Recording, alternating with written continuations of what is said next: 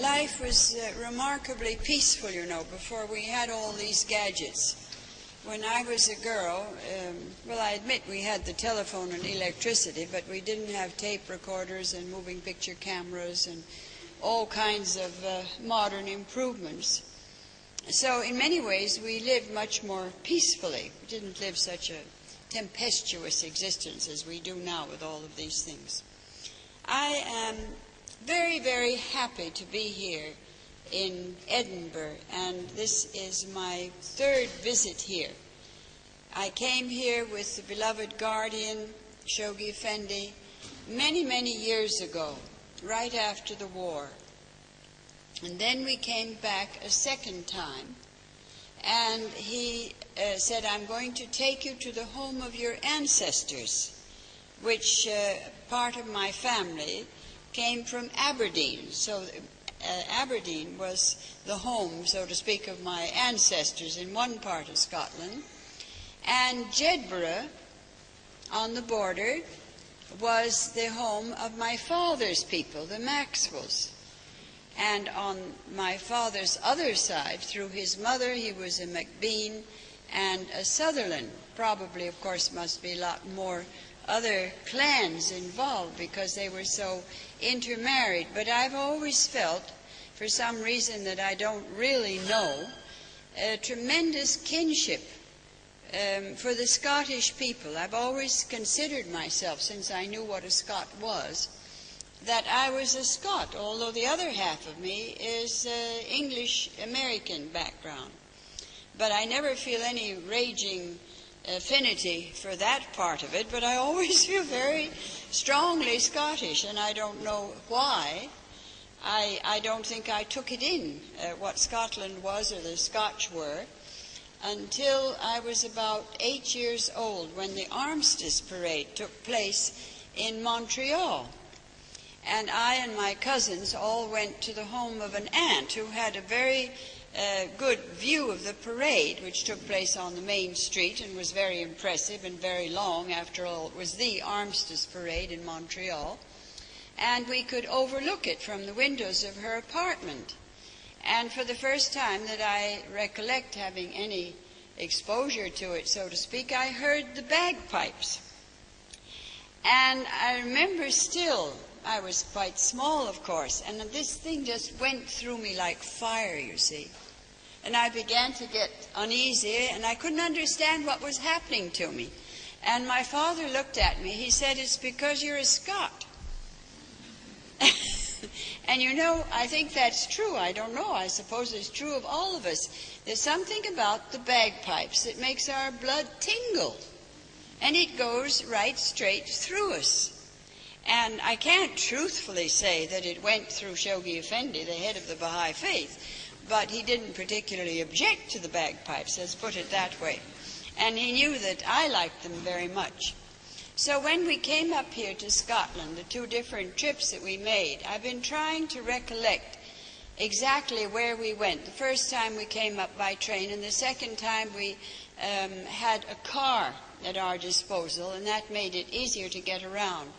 We went, let's see, we've been to Loch Lomond, Gleneagles, Stirling, Edinburgh, Glasgow. We went over once to Glasgow together, and to Aberdeen.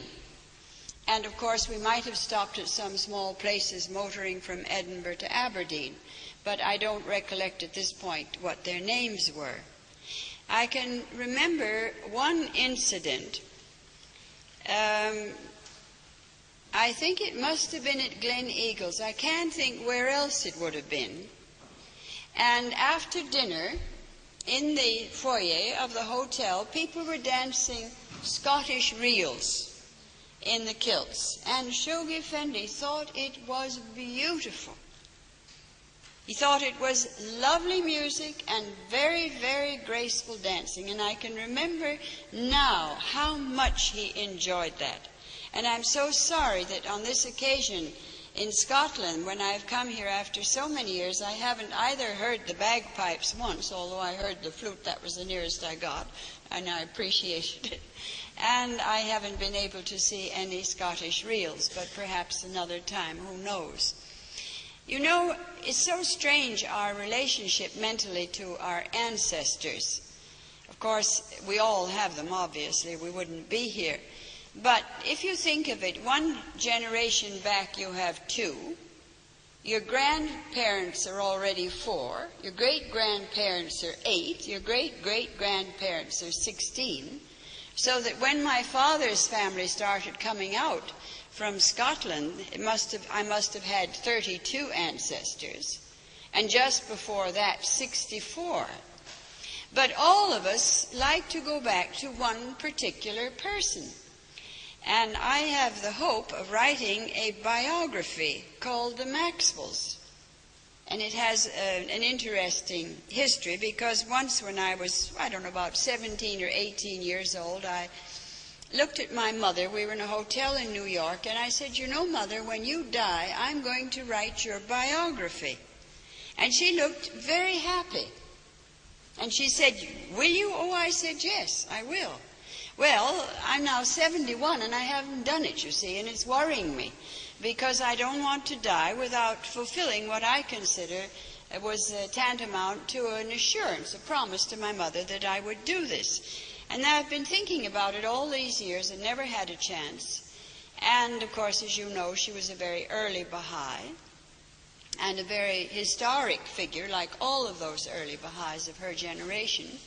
And then I thought, well, I can't write about my mother and leave my father out of it. What will I do with him? She married him. Then I thought, well, what am I going to do with me, you see? I can't leave me out of it, because there were the 3 of us, my mother and my father and me, in a very close family. And then how far to take it? She died in 1940, but my father didn't die till 1952. And by that time, of course, I had been married many years to the head of the Baha'i faith, so how could I leave Shoghi Effendi out of it? And anyway, and then where do I cut it off, you see? The whole thing is very involved, but I hope very, very much that I'm going to be able to write this book, and that's one of the main things I'm trying to get home to Haifa for, is to begin on this biography. And I've been trying to collect materials, and I've been reading up things with my Maxwell cousins in Canada and my Bowles cousins in the United States. And I was thinking the other day, there's a Bowles that is supposedly an ancestor who came over with William the Conqueror, and he was a longbowman. Well, I'm very weak at mathematics, but try and figure out, somebody who's clever at it, how many ancestors I had in 1066, when one that I think of that might have been related to me was a longbowman, you see. Well, I must have had thousands of ancestors.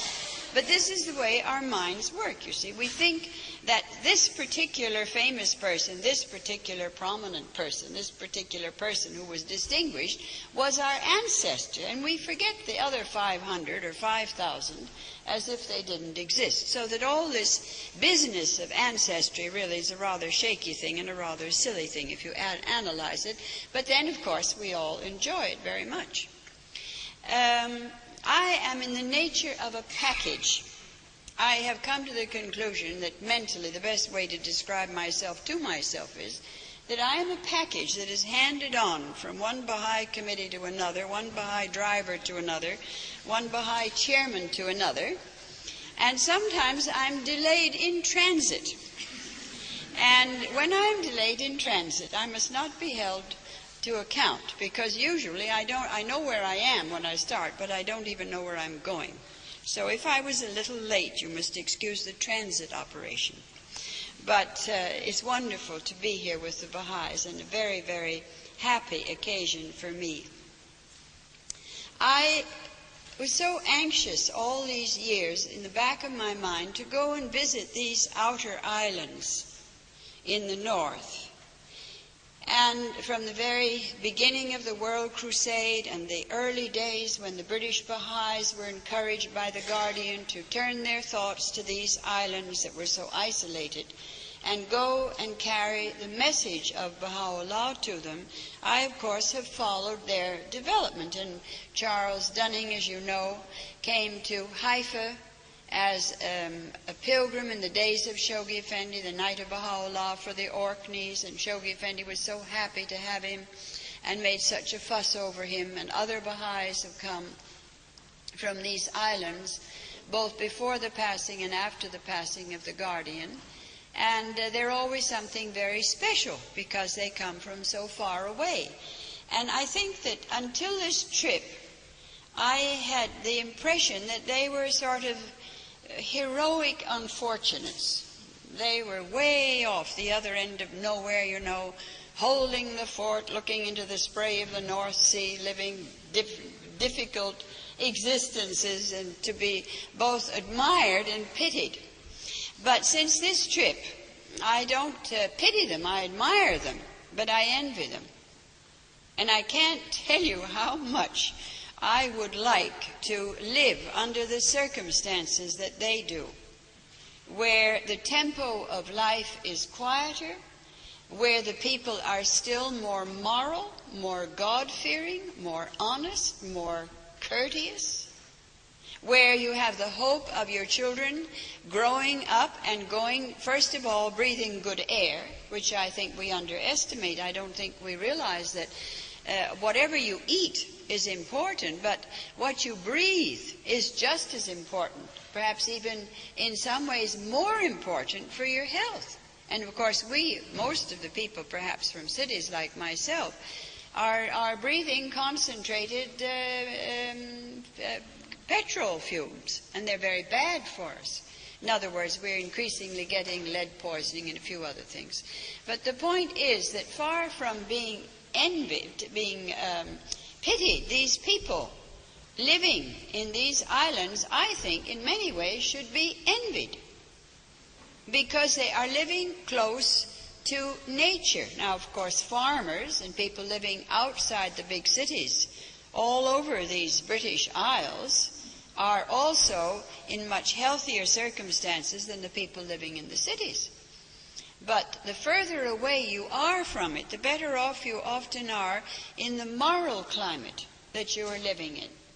I know that these people in the islands, some of them particularly, are extremely orthodox Christians, if you want to put it that way, perhaps in their own way fanatical Christians, and that there is a feeling of at least resistance, if not prejudice, against foreigners, and certainly against anything as strange and weird as a thing called Baha'i that nobody ever heard of in the first place, and they don't know whether it's some strange kind of a sect. And they don't ever try to overcome that initial prejudice and find out exactly what we do believe and what we stand for and so on. But in spite of all of that, the climate, spiritually and morally and physically, I would think, of the islands is enviable compared to most of the places that people live nowadays. We are being swallowed up all over the world, and that goes for developing countries too. We are being eaten alive by the economic forces, if you like, let loose in the world today. These giant companies that own so many different things, including all the farms in America that produce the produce, then the canning concerns and the packaging concerns that get it onto the shelves of the supermarkets, and then they own the chain of the supermarkets and so on.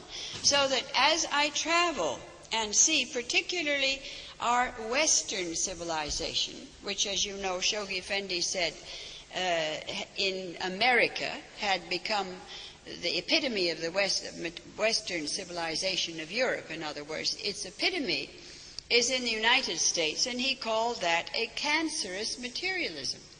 And the more I see of this end effect of Western culture, which is degenerated to the point of being such a terrifying civilization, the more I realize how important it is, if one can do it, to get away into the country, into the small places, out to the islands, abroad to the pioneer fields. because it's better for you, and it's better, frankly, for your children if you have any. Now, of course, all the Baha'is can't do that. I know that.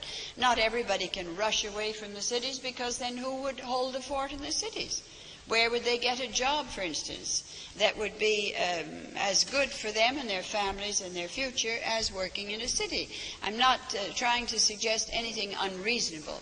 I'm just trying to state that the world is in a condition today that the further away you are from these intensive centers of Western civilization, the better off for you, and certainly the better off for your children.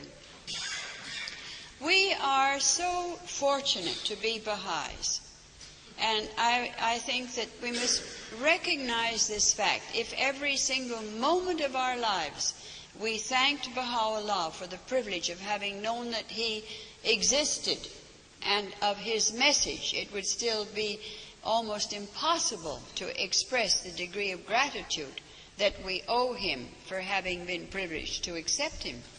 And I think that is true of the people who were born into the Baha'i faith, like Violette in Persia, myself in Canada, many of the Baha'is here, and I think it is true of people who have just become Baha'is.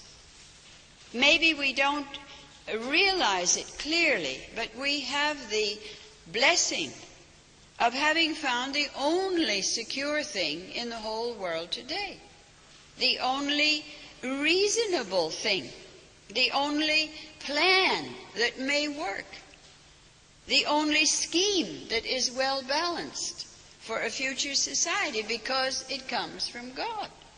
I used to tell the audiences in Africa, I said, you know, if you think about it, we're never going to be able to overcome our differences by our peers telling us what to do.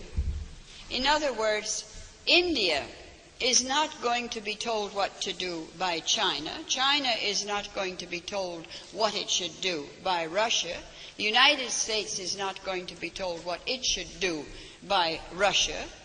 England is not going to accept to be told what it should do by Italy, and so on, because we are peers. We are equal as human beings. We have each of us our own culture, our own nation, our own background, and there is no reason why my peer should tell me what I should do. He hasn't got sufficient authority to do so. He might advance an idea that part of it I liked and was willing to accept, but he can't tell me what to do, because he is my equal, and I don't view him as being in a position of superior authority and intelligence to tell me where to get off.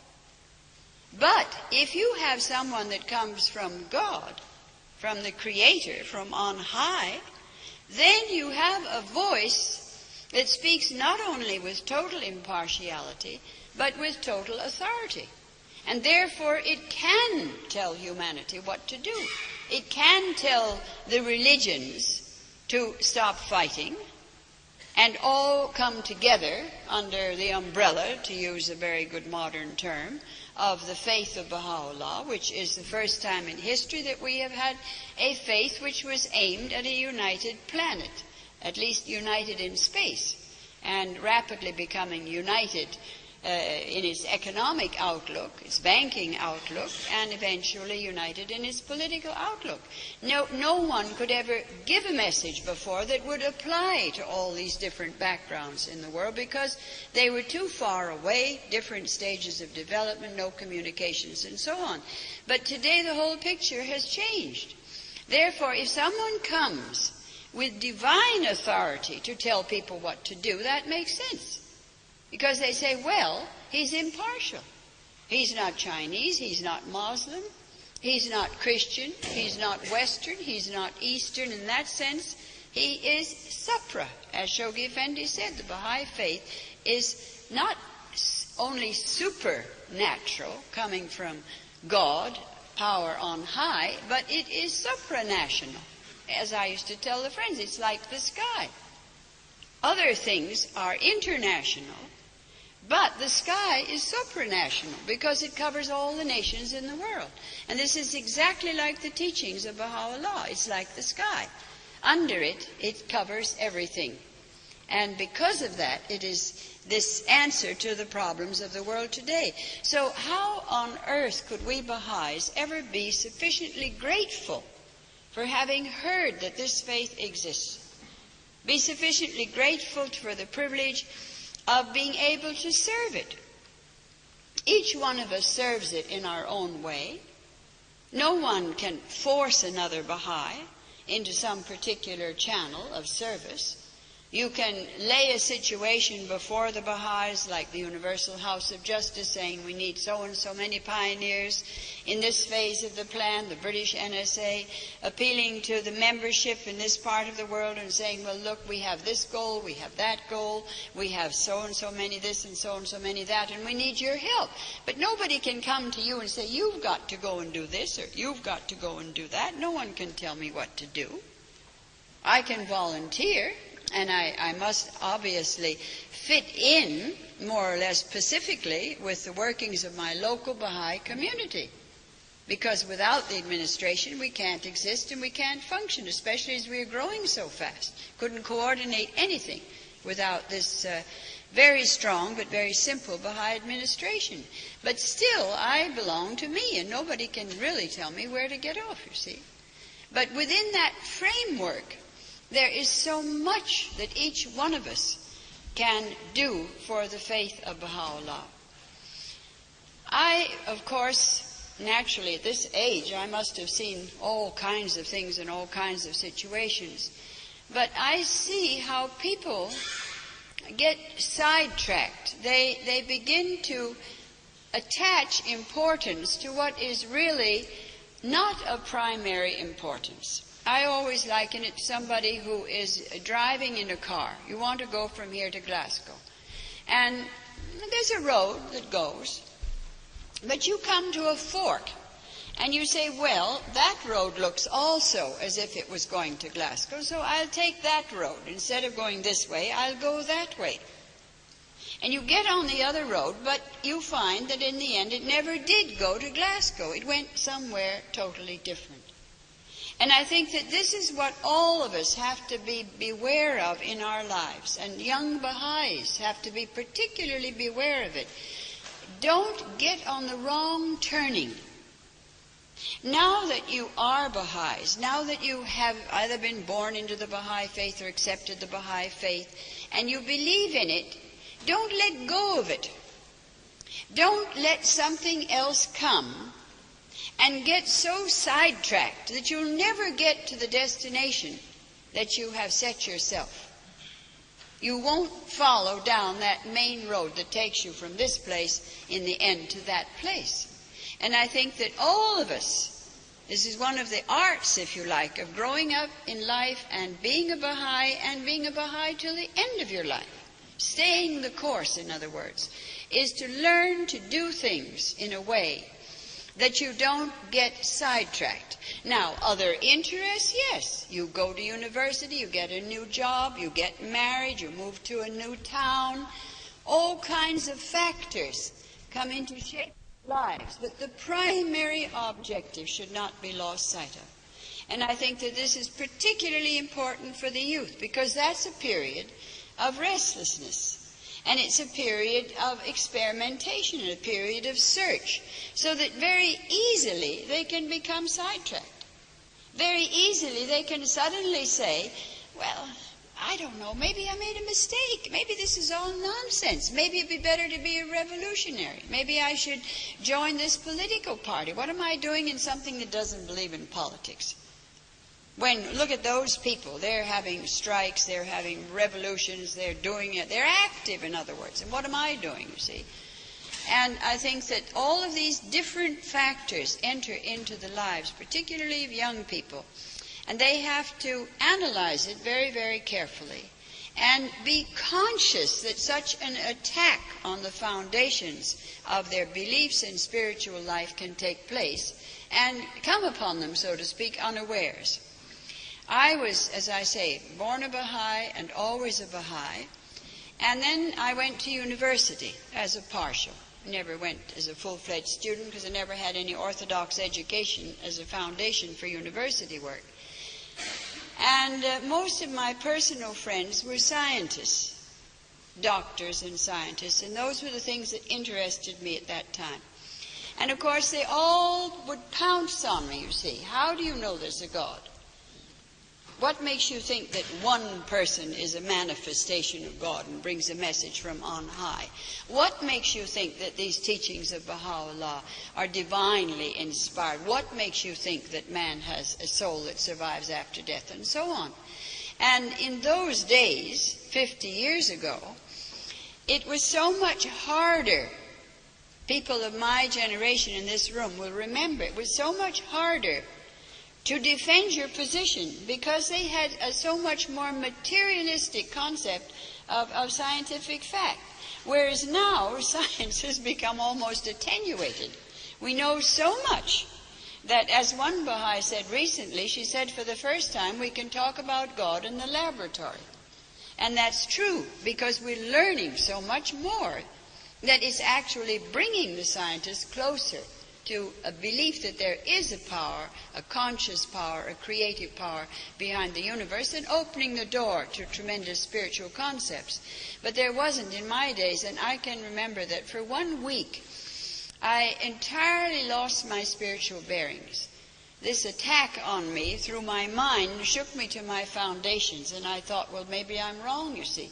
Maybe this is all nonsense. Maybe Baha'u'llah isn't from God. Maybe. And the only thing I could do was to pray. I couldn't discuss it with anybody. It was too deep. And I prayed an awful lot that week. And like a ship that goes through a very violent storm, I came out on the other side and went on sailing peacefully. And I never had another storm like that in my whole life. But that can come upon any of us. And of course, that is the time that you must hang on to what you have found. You must hang on to the teachings of Baha'u'llah. If you're shaken in the spiritual aspect, then think of the material aspect.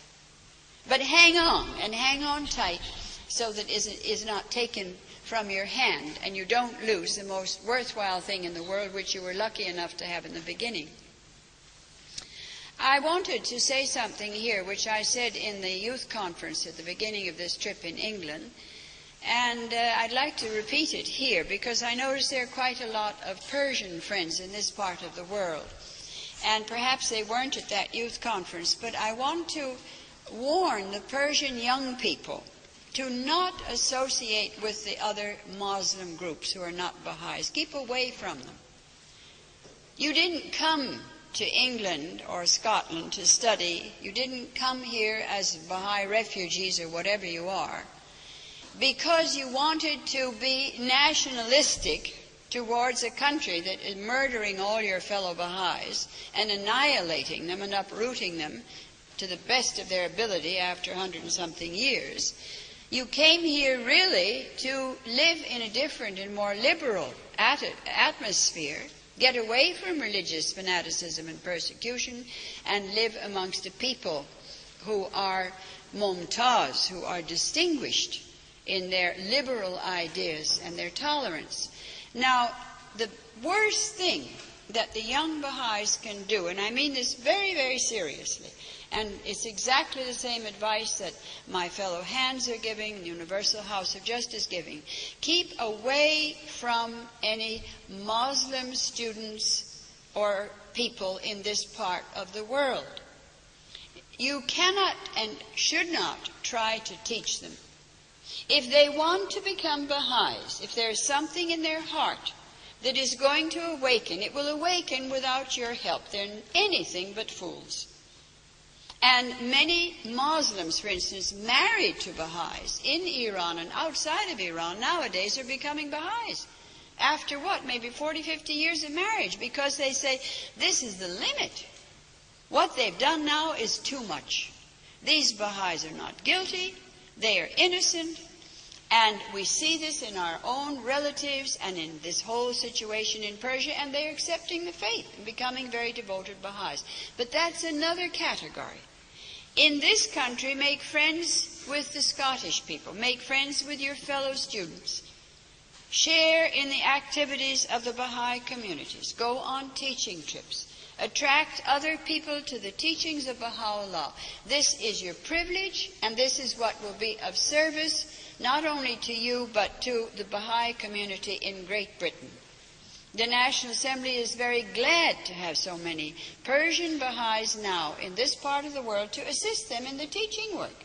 And in many ways they are very staunch and wonderful Baha'is.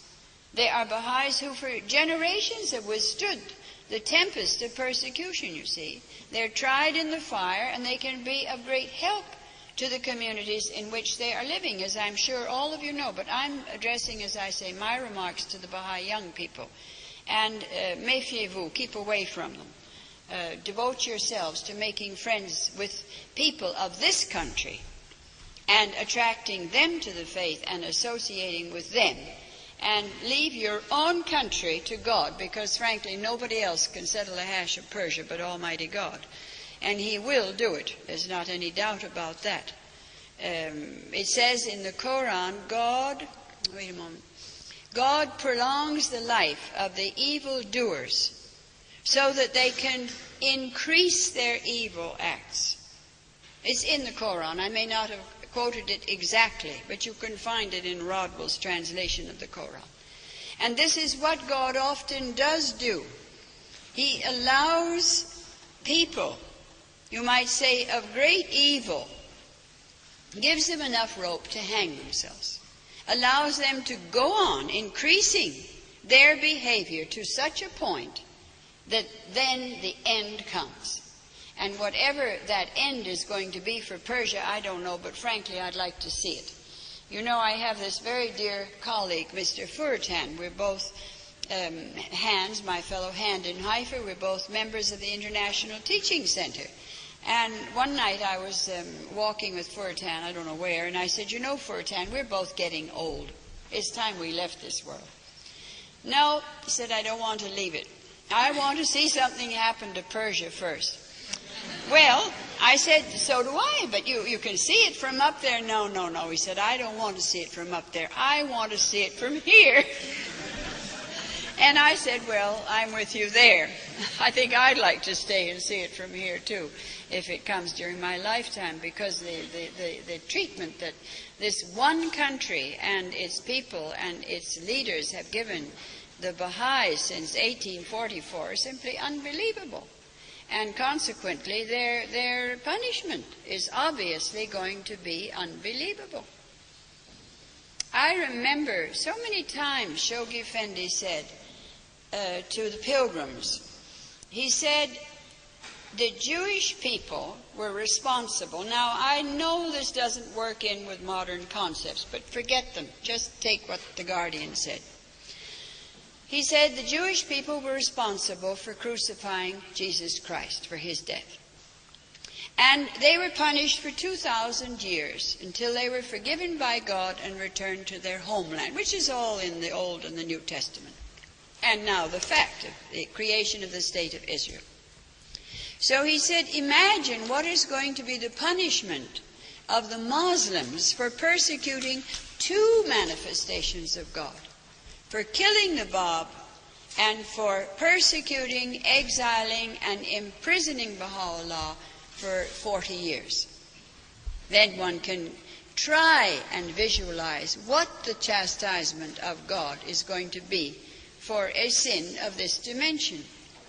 I think it's much easier to say this kind of thing in Scotland, where they still seem to believe in right and wrong, than it might be in other countries. Because, you see, people nowadays, perhaps they're getting away from it, but there was a period in our modern development, if you like, all over the world, where they believed in the teachings of psychology that you weren't really responsible for everything. Your mother smacked you, or somebody dropped you on your head, or they took the bottle away from you, or something unpleasant happened. Consequently, you developed this peculiarity. Consequently, you became a criminal, or maladjusted, or insecure, or God knows what, all these modern terms. Well, unfortunately, that bears very, very little relationship to anything taught by all the prophets of God. Because the prophets very clearly teach that there is right and there is wrong, there is what is permitted, there is what is not permitted, there is evil, there is good, and you have had it taught to you through the prophets of God, through, if you like, ministers in whatever church you came from, through the moralists in your society, whatever the source may be, it's all there. And if you choose to do the wrong thing, you are responsible for your own acts. In other words, there is still that concept of choice. You can make the choice to do what is right and do what is wrong. Now, I know that in different cultures, one thing may be right, in another culture it may be wrong. There are shades of right and wrong. There are degrees of sin, if you like to use the old-fashioned word or whatever it is. But the fact remains that there are things that are permitted and there are things that are not permitted. There are things that you can do, there are things you must not do, and so on. And I think that Amatu'l-Bahá, and in the Baha'i writings, makes it quite clear that God does not require of a soul something that he does not give them the spiritual strength to do. Because if he did, he would be the essence of injustice. If God is going to require of me a series of choices in my life that I am unable to come to even an approximation of the right decision, he's most unfair. He's neither loving nor just if he does that to me. And in the teachings it says that God will not require of a soul something that he does not give it the strength to do, you see. And I think that that must apply to everybody. It applies in the sense of relativity to different situations and different categories. But the fundamental teaching is there. And I think that this is what we Baha'is have to understand more clearly. We don't take, what shall I say, we are not identified with the degenerating concepts of human behavior in the world today. We're as far from the permissive society as it is humanly possible to get. We don't condone or excuse misconduct. Naturally, we try to help people. We try to help our own children. We try to help our own behavior through prayer, through reading the writings, which are so nourishing to our souls, through listening to other people, whatever it is. But the fact remains that we have to be responsible ultimately for our own conduct and our own behavior. And I think that there again we come to this choice of the roads in life. We have to be careful when we are making major decisions in life that we are making the right decision, that the decision is in the direction of the teachings, if you like, of Baha'u'llah, or in the direction which we hope to go in the service of Baha'u'llah, and not going to land us off in the other point of the compass because we took the wrong road. I remember Amatu'l-Bahá used to say that guidance was when the door opens. I'm sure many Baha'is remember those words. So often people say, well, how do I know whether I should do it or not? What is guidance? How do I know what is the right thing to do? And the Master said, of course, that if you wanted to do something, and the Guardian also used to emphasize this, you have to make an effort. Effort is required. Supposing I want to be a pioneer and go to Africa, but I have to make an effort. I have to think about it. I have to come to a decision. I have to want to go, and then I have to start to try to realize, you see, this objective that I have set myself. And I have to make a serious effort. But if the door constantly bangs on my nose, then I will know that this is not the will of God for me. Because guidance is when the door opens, not constantly closes. But the effort has to be there. The prayer, the desire, the longing, whatever it is, and then if still that door doesn't open, well then you mustn't force it, because that is not the path for you. That is not the way that you should go. It, as I said, is such a privilege to be a Baha'i. And it is such a puzzlement, you might say, to all of us, that more people don't reach out for the faith. I'm sure that every one of us in this room, including Violette and I, who've been traveling since last, 14 months ago, over a year, through 23 countries, and of course meeting all kinds of people, officials and, people, whatever the circumstances may be, public meetings, social occasions, people that we met in contact with traveling or in our hotel or whatever it is. And in a way that has at least some degree of tact, we hope, we try to let them know that we are Baha'is. We try to say something that may make them say, well, why are you traveling? Well, what is it you do believe? Well, what are you talking about in your talks? And so on. And to see what kind of a remark might attract that particular person to ask more questions, to want to have a Baha'i pamphlet, to want to, for instance, have a Baha'i address, to want to know a Baha'i in that city. And the response is almost zero. It's very extraordinary. It doesn't seem to matter what you do or say, or how much you pray, because I'm sure all of us pray a great deal when we come in contact with other people, that the person will just reach out, that we will be guided to say the right thing. We won't say the wrong thing. Won't rebuff somebody, but will attract them. And the response is almost zero. So that it shows how really sick mankind is. You remember Baha'u'llah said that the divine physician had come into the world with a remedy, and the patient was dying, but no one would let the doctor get next to the patient.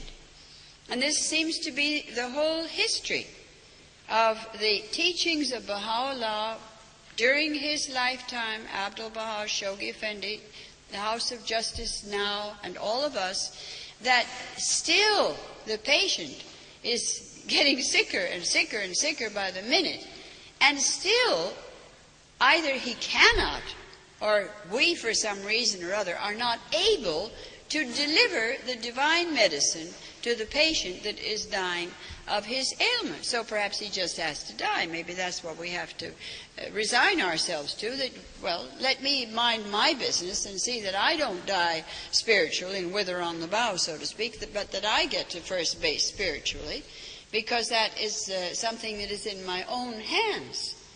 We can't live other people's lives. We can't be responsible for the decisions of other people. Nobody knows it better than parents.